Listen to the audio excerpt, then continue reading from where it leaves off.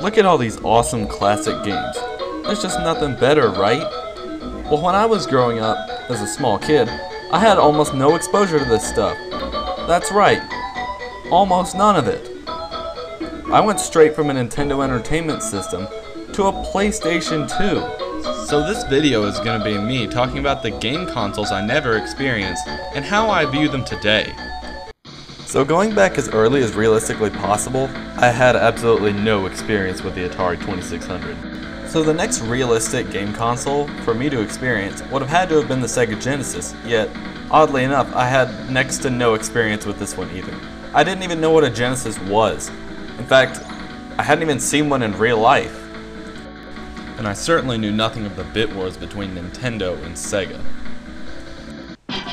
So you're probably wondering, hey John, what is a video game bit war?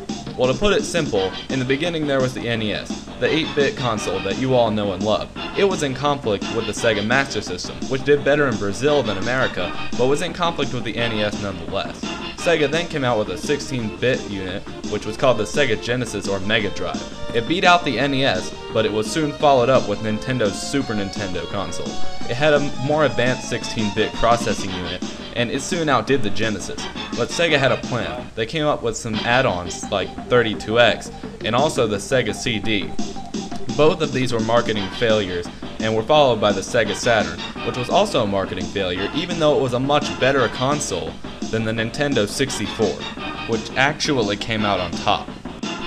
Now to be fair, I remember the Super Nintendo, and I knew some people who had them, but I just wasn't all that much into them. The controllers were okay, but I still preferred my PlayStation 2.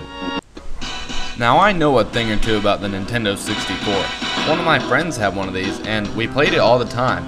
Next to the PlayStation 2, this had to be one of my favorite game consoles of all time, at least back then. It's still pretty cool to me today, but it's kind of lost some of its allure. Back then it was really the biggest thing out there for people who didn't have money for the newest game consoles. Our favorite game was GoldenEye. It's still one of my favorite games to this day, and I thought the controller designs were pretty nifty too. I mean, geez, they're just weird looking. And these little buttons on the bottom, it worked really good for shooters, like GoldenEye. Plain and simply, I had really no experience with the Sega Saturn at all. Now, I knew some people who had a PlayStation 1, but I had a PlayStation 2. It was backwards compatible with PS1 games, so I didn't think much of it at the time.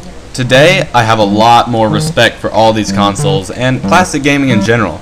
I've realized that the newer stuff just doesn't have the same kind of style that the old stuff does, and it probably never will again. The golden age of gaming has passed for some people, but there is some newer good stuff out there. And the PlayStation 2, I still love it, but it's just a part of my gaming history.